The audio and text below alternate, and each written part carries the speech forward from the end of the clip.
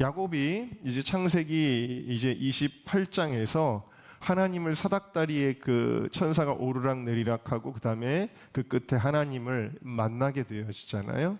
근데 하나님을 만나고 나서 야곱의 삶에 가장 큰 변화가 일어난 게 무엇이냐? 그거는 삶의 태도였다라는 사실입니다. 눈에 보이는 변화는 사실 아무것도 없어요. 야곱에게는 그 당시에 친구도 없고, 야곱은 무슨 변변한 집을 가지고 있는 것도 아니고 직업도 없고, 야곱에게는 전혀 삶의 그 상황과 환경은 변화된 게 없고, 형은 여전히 자기를 만나면 죽이려고 할 거고, 자기는 이제는 도망자의 신세인 거고, 어디를 가야 될지도 잘 모르는 정처 없는 인생길이잖아요. 전혀 눈에 보이는 변화는 없는데, 하나님을 만나고 난 야곱의 일생은 완전히 삶의 태도가 변하게 되어집니다. 할렐루야. 여러분, 오늘 이 예배를 드리고 나서 여러분들의 삶의 태도가 완전히 달라질 수 있기를 주님의 이름으로 축원합니다. 자, 어떻게 달라졌느냐? 첫 번째, 우리 같이 크게 읽어볼까요? 시작. 인생의 여정을 기쁨으로 걸어갑니다. 아멘. 여러분들은 지금 인생의 여정을 기쁘게 걸어가고 계십니까? 굉장히 중요한 질문입니다. 자, 지금 부엘세바에서 베델을 지나 하란까지 이 길이 굉장히 먼 길이에요. 800km라고 주석에 나와 있더라고요. 800km면 어느 정도 거리냐면은 서울에서 부산까지 갔다가 부산에서 또 서울까지 와야 돼요. 그래야 800km예요.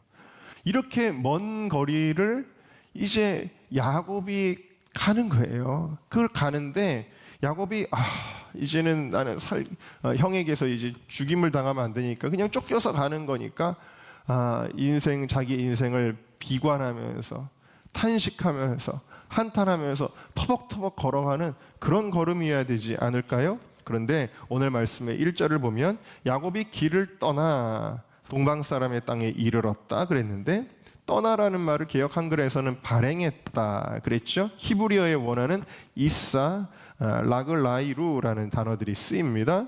이 말은 두 발을 들었다는 거예요. 두 발을 번쩍 들었다라는 뜻이에요.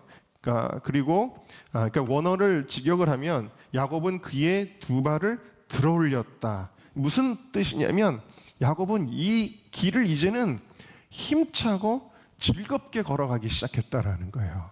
삶의 태도가 완전히 변하게 된 겁니다. 사실은 아까도 말씀드린 것처럼 야곱은 굉장히 암담하고 두렵고 절망적인 상태이지만 완전히 야곱의 마음이 달라지니까 그 800km의 여정을 기쁘고 즐겁고 힘차게 사슴과 같이 걸어갈 수 있었다라는 사실이에요. 여러분의 인생길을 기쁘게 걸어갈 수 있기를 주의 이름으로 축원합니다. 지난번에 우리 청년들 서기청에서 예배 드릴 때 이한샘이라는 자매가 와서 자기의 간증을 하게 되었는데, 이 자매에게 어느 친구가 있었어요. 근데 그 친구가 너 예수 안 믿으면, 교회 안 나가면 나 너랑 인연을 끊을 거야 라고 이야기를 하니까 굉장히 충격을 받았대요. 초등학교 때부터 나랑 제일 친한 친구인데, 아니 어떻게 나와의 인연을 교회에 안 간다는 방법으로 그렇게 끊을 수 있어. 그러니까 아마 그 친구는 이렇게도 해보고 저렇게도 해보고 안 되니까 너 진짜 그렇게 교회 안 갈 거면 너 나랑 이제 친구하지 마라고 아주 극단적인 방법으로 전도를 정말 간절히 했나 봅니다만, 이 자매는 너무 그게 상처가 되었대요. 상처가 됐는데 어떻게 마음을 먹게 됐냐면, 네가 나한테 이렇게 상처를 줘? 그러면 내가 너한테 이 상처를 되갚아 줄 거야 라고 생각을 했대요. 그래서 어떻게 되갚아 주려고 했냐면, 그 친구가 믿으라고 하는 하나님 틀렸다는 것을 내가 증명하고 말겠다. 그래서 봐봐, 성경 이거 봐라, 이게 말이 되냐? 막 디밀면서 그래서 이제 기독교를 이제 조롱하고 그 친구가 자기에게 전도하려고 했던 거를 이제 되갚아 주겠다라고 굳게 마음을 먹어서, 그래 서점에 가서 성경을 샀대요. 성경을 사가지고 그때부터 성경을 엄청 열심히 읽기 시작했대요. 심지어는 직장에서도 틈만 나면은 그 성경을 읽고 성경에서 뭐가 틀렸는지를 찾아내려고 그거를 구글로 계속 검색을 하면서 지명 하나라도 틀리는 거 나와나 보자 하고 막 검색을 하는데, 아니 근데 틀린 거를 찾기가 너무 어렵더래요. 그리고 오히려 막 구글로 검색하고 역사적인 자료들이랑 막 맞춰보니까 오히려 다 있는 얘기들이에요. 맞더래요. 그래가지고 계속 성경이 틀린 거를 찾으려고 하다가 나중에 그만 포기했대요. 이거 못 찾겠다. 그래서 포기를 하고, 그리고 포기했던 그날 집으로 가는데 버스를 타고 가다가 이제 버스에서 이제 정류장에서 내렸대요. 집에서 이제 내렸는데 내리고 나서 갑자기 생전 처음으로 희한한 경험을 하게 되었습니다. 갑자기 가슴이 뻥 하고 뚫리더래요. 그러면서 이유를 알 수 없이 막 눈물이 막 나더래요. 어떤 날 내가 성경이 틀렸다는 것을 해보려고 정말 안간힘을 쓰고 하나님을 부정하려고 했던 그 모든 것들을 포기하고 내려놨던 그날 하나님을 경험한 거예요, 이분이. 그래가지고 가슴이 뻥 뚫리면 눈물이 막 흘러내리는데, 그런데 뭐를 경험하게 되냐면 이상한 감정을 느끼는데, 그게 뭐냐면 감사와 사랑의 감정이 막 솟아나더래요. 그래가지고 평소에 전혀 생각하지 못했던 거, 내가 팔이 달려있네? 너무 감사하다. 내가 다리가 있어서 걸어갈 수가 있네? 너무 감사하다. 내가 눈이 있어서 지금 볼 수가 있고 귀가 있어서 들을 수가 있네?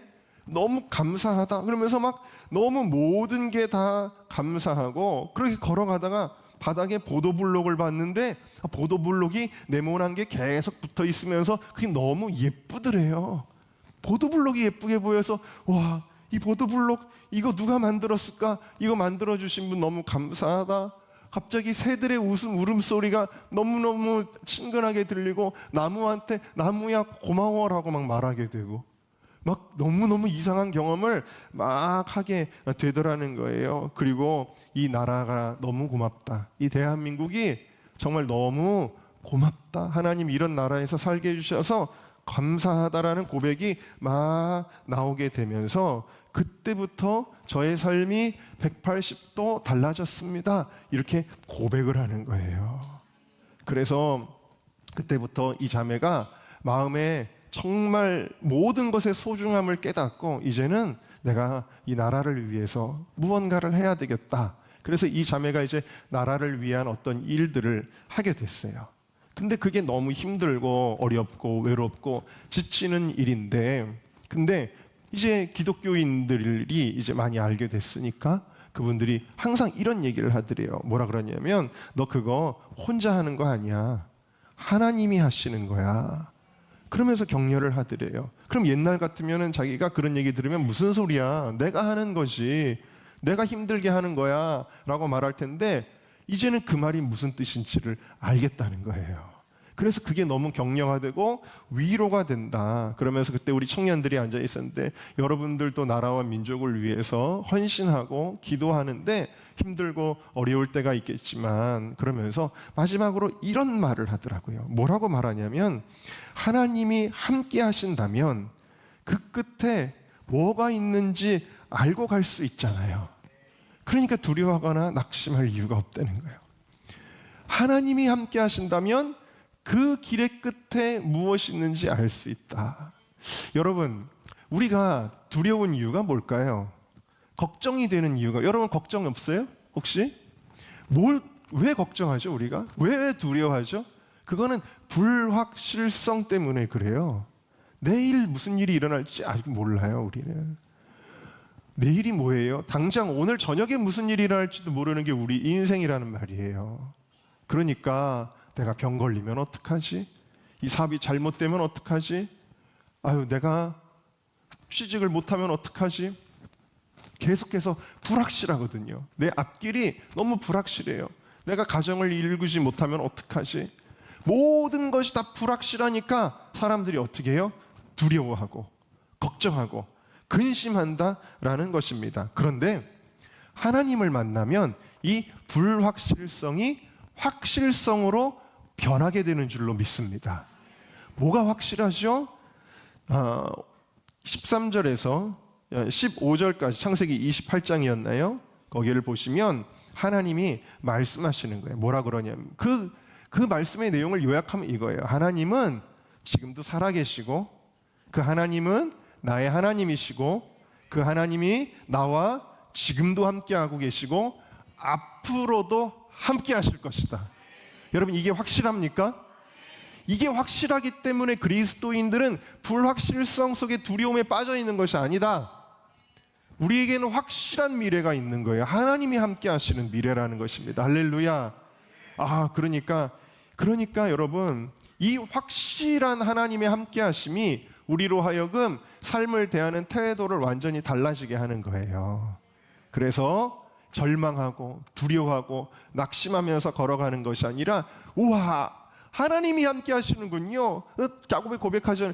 주님께서 여기 계신 줄 내가 몰랐습니다. 그러면서 주님이 나와 함께 하시는군요. 그러면서 그 걸음을 걸어가는데 기쁨으로 날아갈 듯이 걸어가요. 그래서 이 하루에 한 40km를 걸었다고 해도 한 달 정도가 소요되는 이 거리를 그냥 순식간에 이 야곱이 가게 되는 것입니다. 여러분들의 인생길을 걱정과 두려움으로 사는 것은 왜 그래요? 하나님을 만나잖아요. 우리가 하나님을 아는 것하고 하나님을 만나는 것하고는 다르잖아요. 네?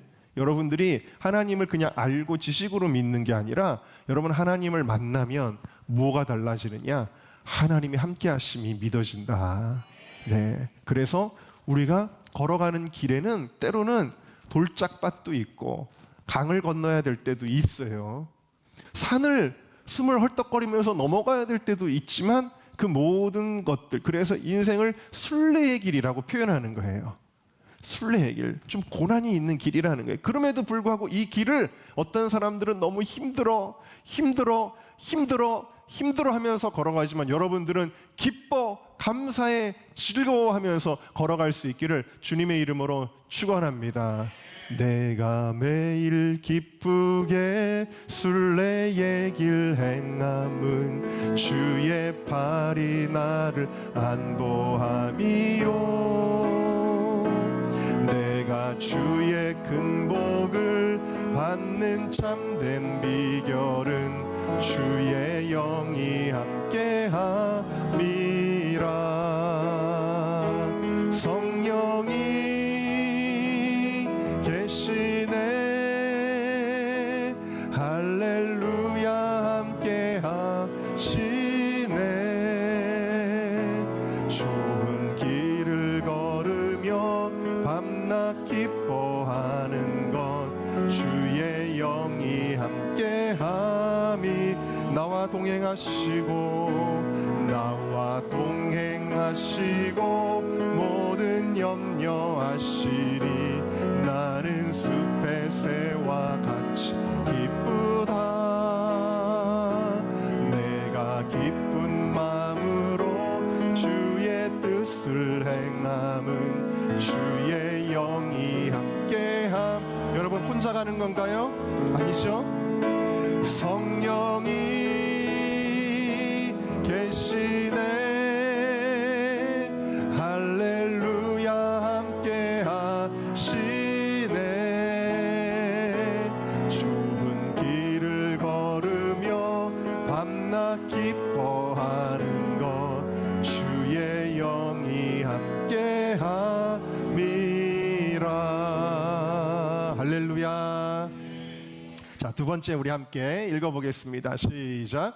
하나님의 인도하심을 확신할 수 있습니다. 아멘. 드디어 이렇게 나침판도 없고 내비게이션도 없는 이 시대에 정말 정확하게 이 야곱이 하란에 있는 우물가에 도달하게 되었습니다. 특별히 우물이라고 하는 것은 팔레스타인 지역에서 물이 너무 귀하잖아요. 꼭 필요한 공급처인데 이 우물에 이르게 되어지고, 또 이 우물이 들판에 있었기 때문에 어디에 도대체 이 동네가 어딘지 물어봐야 되는데 거기서 목자들을 만나 물어보니까 여기가 하란이라 그러는 거예요. 놀라는 거죠.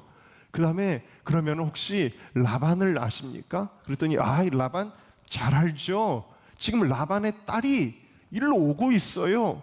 여러분, 너무 기가 막힌 거예요. 그래서 이 만나는 과정 가운데 특별히 10절을 보면은 외삼촌 라반, 외삼촌 라반, 외삼촌, 외삼촌, 외삼촌 얘기가 계속 반복되는데 이건 뭐냐면 하나님이 그의 친족이었던 라반의 지경에 이 야곱을 정확하게 인도하셨다라는 거예요. 인도하셨다. 그래서 우리 하나님은 어떤 하나님이시냐? 길을 인도하시는 하나님이시다 라는 것입니다. 이미 창세기 28장 15절에 하나님이 이렇게 약속하셨잖아요. 우리에게 주시는 약속인 줄 믿고 우리 한번 크게 읽어보겠습니다. 시작. 내가 너와 함께 있어 네가 어디로 가든지 너를 지키며 너를 이끌어 이 땅으로 돌아오게 할지라. 내가 네게 허락한 것을 다 이루기까지 너를 떠나지 아니하리라 하신지라. 아멘. 이 말씀이 뭐예요? 내가 너를 인도하겠다라는 거예요. 하나님이 여러분들을 인도하십니다. 여러분들이 운전대를 주님께 이제 맡겨도 돼요. 여러분 더 이상 내가 운전대 붙잡고 끙끙거리지 않아도 돼요. 왜? 우리 하나님 정확하신 내비게이션의 하나님이시니까요. 우리를 인도하시는 분이시다. 그렇게 이제 800km를 걸어 온 거예요. 하나님의 인도함을 따라서. 그리고 드디어 이제 운명의 배우자인 라헬을 만나게 돼요. 라헬을 보니까 눈물이 막 쏟아지는 겁니다. 이 눈물은 뭐예요? 그동안에 자기가 도망자의 신세로 서럽고 처량해서 우는 그런 눈물이 아니죠. 슬픔의 눈물이 아니죠. 이 눈물은 뭐예요? 감격의 눈물이에요. 하나님이 나를 이곳까지 인도하셨구나. 할렐루야. 하나님이 나를 이렇게 인도하신 데 대한 그러한 감사의 눈물을 흘리게 된 것입니다. 이 모습이 그로부터 70년 전에 그 아버지 이삭의 아내 리브가를 만나게 하시려고 아브라함의 종 엘리에셀을 보냈는데 그렇게 인도하신 것하고 너무 장면이 흡사하죠. 우물가에서. 또 모세가 미디안 광야의 우물에서 이드로의 딸들을 만난 장면과도 흡사합니다. 또 사마리아 여인이 예수님이 의도적으로 우물가로 가신 거죠. 그래서 우물가에서 예수님을 만나죠. 우물가가 여러분 우리 은정교회 이름이 은정교회. 여러분 여기서 주님을 만나는 거예요. 그래서 제가 새가족 교제를 은정교회 새가족반을 이렇게 할 때 시중에 나와 있는 새가족 교재들을 어떤 걸 봐도 너무 마음에 안 들어서 그래서 직접 이제 제가 썼는데 새가족 교재를 실주 과정으로 썼는데 제목을 뭐라고 할까 생각해 보니까 이 우물이라고 하는 거는 우리에게 생명을 공급하는 의미, 귀중한 의미도 있는데 또 하나는 뭐냐면 예수님을 만나는 장소예요. 우물가가. 그래서 은혜의 우물가 7번의 만남 이렇게 제가 책 제목을 적었어요. 그래서 그걸로 우리 공부하고 있고 지금 또 저 주변에도 조금씩 이렇게 제가 보여주니까 얼마 전에는 제 동기 목사님이 저희 교회에서 50권을 그냥 가져갔는데 어쨌든 간에 여러분 이 우물가에서 만나게 하신 분 누구셔요? 우리 하나님이십니다. 오늘도 믿는 여러분들의 삶을 인도하심을 여러분 믿으십니까? 네. 자, 그래서 하나님을 만난 이들은 나의 인생을 주님께 의탁하였기 때문에 주님이 인도하신다는 확신 가운데 거하는 거죠. 이 확신이 있으면 좋은 일이 있어도 하나님 인도하셨네. 안 좋아 보이는 일을 경험해도 하나님 인도하셨네.